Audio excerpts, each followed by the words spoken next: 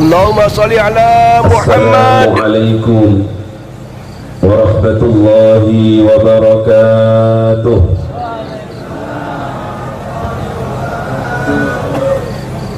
Bismillahirrahmanirrahim. Alhamdulillahi rabbil alamin.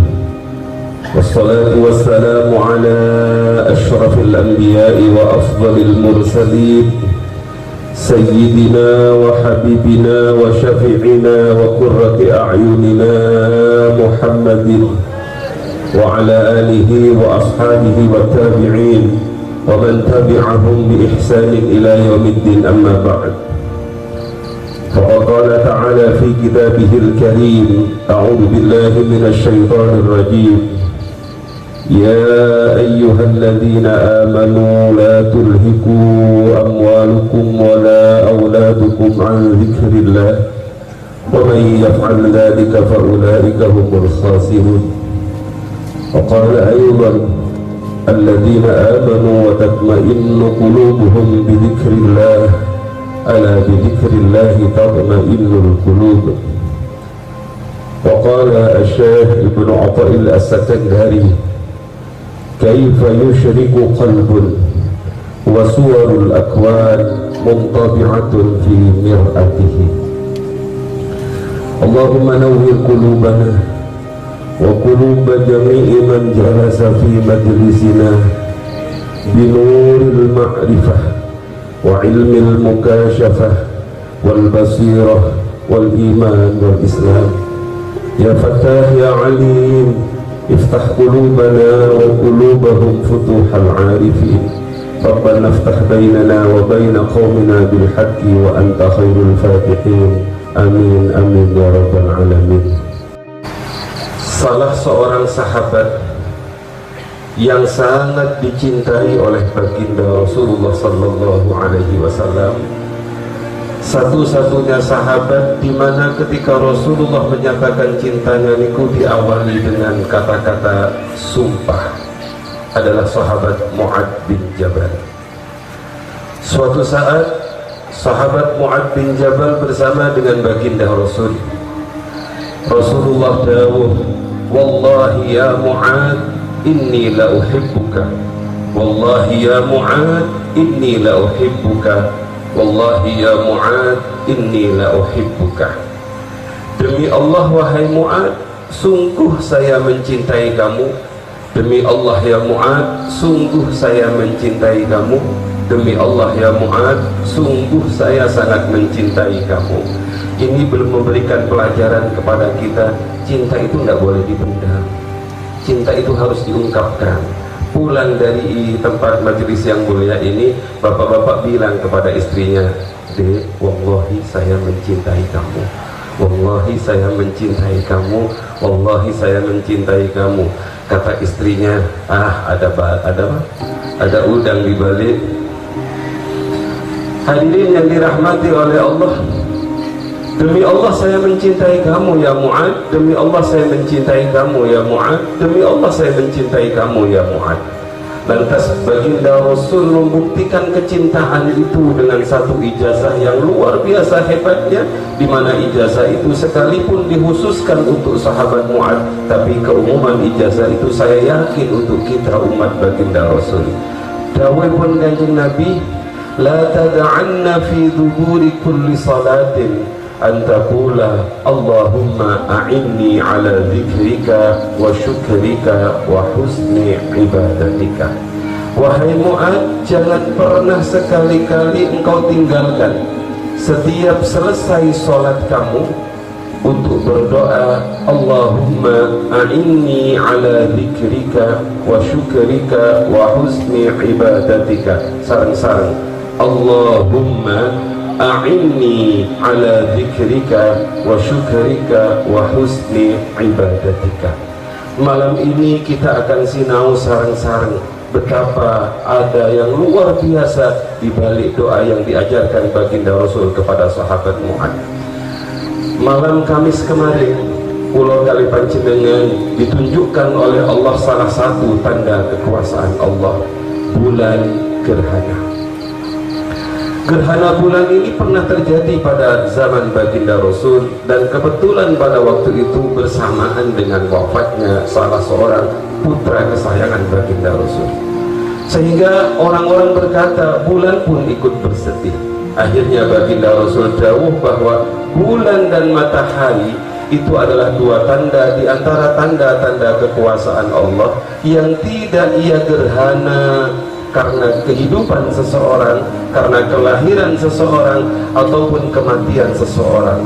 Apabila kalian melihat gerhana bulan atau matahari, maka pada waktu itu yang harus kalian lakukan adalah berzikir kepada Allah, bertakbir kepada Allah, salat dan sedekah. Hadirin yang dirahmati oleh Allah, tidak lama gerhana bulan usai. Kalau hanya bulan yang gerhana, bagi kita tidak terlalu berat, karena itu adalah hal yang biasa dan itu adalah tanda kekuasaan Allah. Bagaimana kalau seandainya hati kita yang gerhana? Bagaimana kalau seandainya hati kita yang tertutup? Karena bulan tidak memantulkan sinar sebab tertutup oleh bumi. Hadirin, mari bersama-sama kita berdoa, mudah-mudahan hati kita tidak gerhana. Amin, Allahumma amin.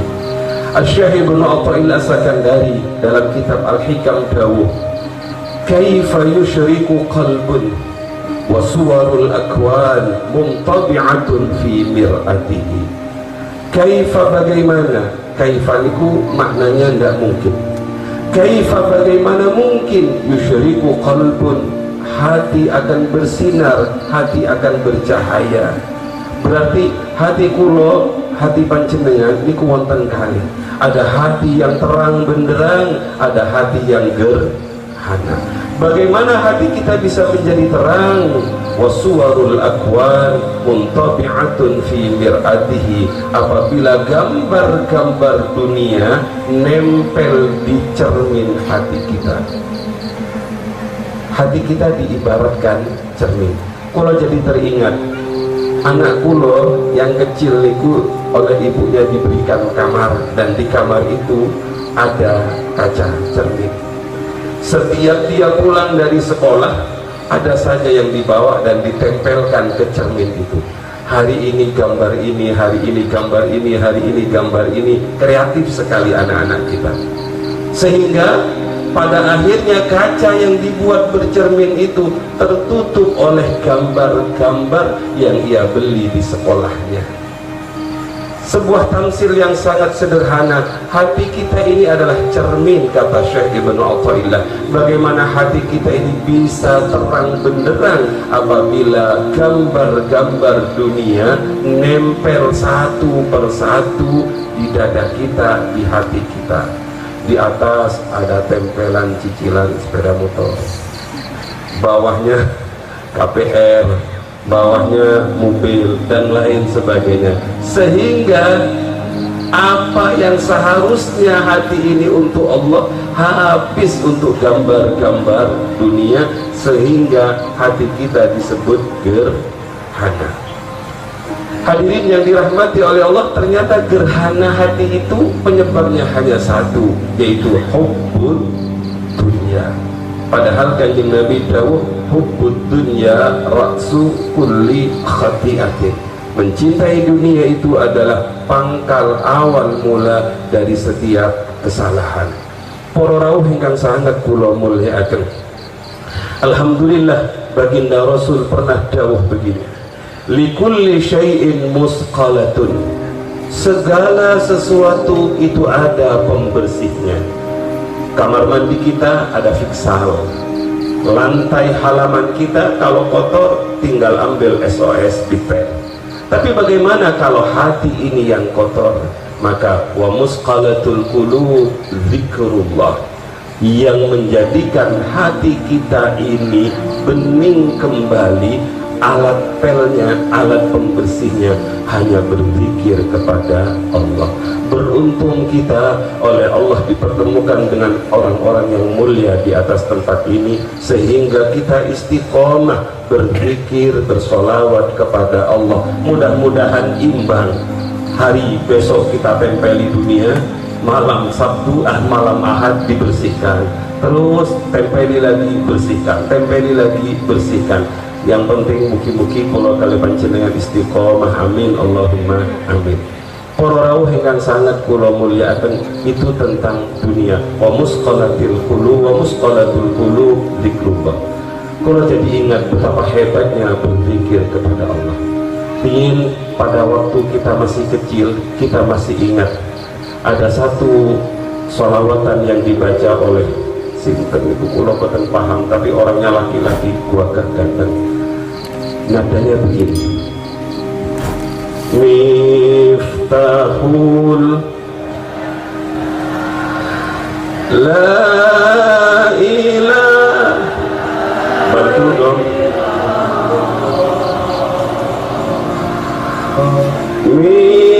Miftahul jannah la ilaha illallah,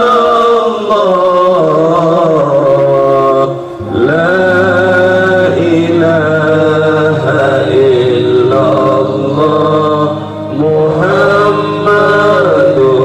Rasulullah.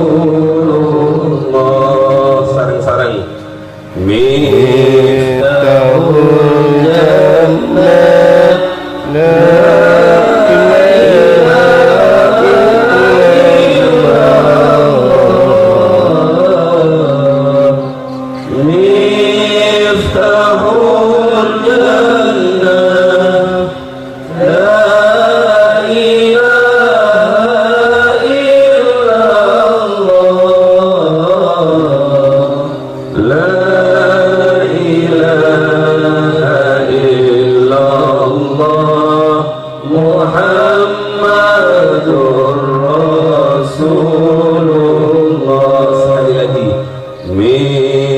Miftahul jannah la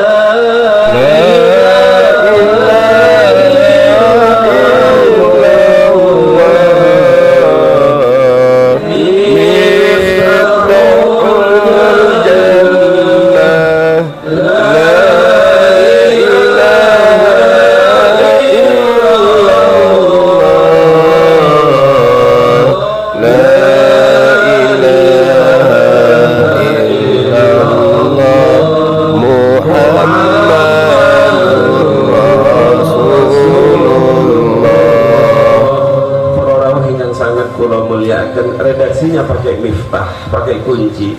Kunci itu yang membedakan satu dengan yang lain adalah giginya. Ada gigi-gigi kunci itu. Miftahul jannah yang kita baca sareng-sareng itu juga punya gigi. Salah satu adalah lisanan dzakiran wa qalban khashi'an. Kalau lisan terus berzikir kepada Allah niku kunci gigi pertama di antara gigi-gigi kunci niku. Yang kedua adalah qalban khashi'an. Mudah-mudahan dengan kemuliaan majlis niki kula kali panjenengan ditakdir oleh Allah menjadi orang-orang yang hatinya bercahaya, yang hatinya bersinar karena faktor zikir kepada Allah Subhanahu wa taala. Itu yang pertama. Yang kedua yang diajarkan oleh baginda Rasul adalah Allahumma a'inni ala zikrika wa syukrika. Ya Allah, tolong bantu kami untuk terus bersyukur kepadamu. Para rawuh ingkang sangat kula mulyakaken, bersyukur itu adalah hal yang sangat indah dalam kehidupan ini. Saya jadi teringat ketika Sayyidina Umar ibn Khattab radhiyallahu anhu tawaf. Beliau bertemu dengan seorang wali. Saat kula badhe haji, kula sowan kepada Romo Yai Mursyid Mbah Yai Abdul Jalil bin Mustaqim. Beliau dawuh, waktu niku ada mertua kula, ada istri kula. Katanya Mbah Yai Jalil dawuhipun ngeten, Pak Yai Jamal, nanti kalau sampean ke Mekah menemukan orang-orang yang aneh, tidak usah dikomentari, sebab itu adalah wali-walinya Allah. Saat haji rata-rata seluruh wali-walinya Allah itu datang ke Makkah. Maka begitu kula tawaf, kula berdoa kepada Allah, ya Allah, mugi-mugi kula panggih kali wali dipun panjenengan. Kula tidak tahu apakah doa kula niki terkabul atau bukan, tapi kula yakin terkabul. Hadirin, tiba-tiba di depan kula niku ada seorang yang hitam, tinggi, besar, buta tapi bersih. wajahnya memancarkan cahaya, dia hanya berpegang pada satu tongkat. Hebatnya orang ini tawaf niku bagus sekali, lingkarannya niku bagus, padahal beliau adalah orang yang buta. Begitu ketabrak orang dari belakang, beliau hanya mengatakan ya Latif, ya Latif. Ditabrak lagi ya Latif. Tidak ada raut mukanya yang marah. Kalau yakin ini adalah kekasih Allah, kalau ikuti di belakangnya. Begitu selesai tawaf, beliau ke belakang makam Ibrahim, sholat 2 rakaat. Setelah itu kalau nyuwun, ya Syekh, min fadlik ud'u lana wa li auladina wa li jami'i man talaba fi mahadina. Wahai Syekh, tolong doakan kami, doakan anak-anak kami, doakan santri-santri kami. Akhirnya beliau mengangkat tangannya dan berdoa. Hadirin yang dirahmati oleh Allah, suatu saat Sayyidina Umar tawaf. Ketika beliau tawaf, beliau menemukan seorang pemuda yang dari lisannya itu hanya berkata, keluar doa, ij'alni minal qalil, ij'alni minal qalil, ij'alni minal qalil. Ya Allah, jadikan kami golongan minoritas. Ya Allah, jadikan kami golongan minoritas. Setiap tempat-tempat mustajabah, beliau hanya berdoa, ij'alni minal qalil, ij'alni minal qalil, ij'alni minal qalil. Riyadul Jannah jamaahnya sebesar ini masih termasuk golongan kecil, karena yang lalai lebih banyak dibandingkan yang zikir kepada Allah. Hadirin yang dimuliakan oleh Allah, Sayyidina Umar tertarik dengan doa ini sebab dia tidak mengikuti manasik baginda Rasulullah. Begitu selesai tawaf, dia diparani oleh Sayyidina Umar, ditanya, Mas, mohon maaf, saya tanya, kenapa kamu ketika tawaf tidak berdoa sebagaimana doanya orang-orang kebanyakan? Kamu kok tidak pakai manasik, padahal khudu anni manasikakum. Tawaf pertama doanya berbeda, tawaf kedua doanya berbeda. Setiap dari hijir rukun Yamani ke rukun Hajari biasanya membaca Rabbana atina fid dunya hasanah wa fil akhirati hasanah wa qina adzabannar wa adkhilnal jannata ma'al abrar ya azizu ya ghaffar ya rabbal alamin. Ternyata pemuda ini hanya berdoa, ij'alni minal qalil, ij'alni minal qalil, ij'alni minal qalil. Akhirnya pemuda itu menjawab, wahai Khalifah Umar, mohon maaf saya berdoa seperti itu, saya ngarang sendiri. Jadi doa itu boleh ngarang, yang penting baik. Ya Allah, saya berdoa seperti itu, ngarang sendiri. Kenapa kamu ngarang doa seperti itu?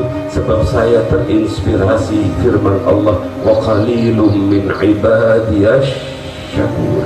Sedikit sekali hamba-hamba Allah yang pandai bersyukur.